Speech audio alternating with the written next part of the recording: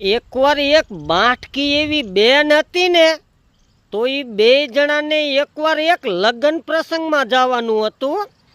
તો ઓલી બેન એના ઘરવાળાને કે તમે ઘડીક વાર કે અહીંયા ઓસરીમાં બેહો કે હું કે ફટાફટ તૈયાર થઈ જાઉં કે.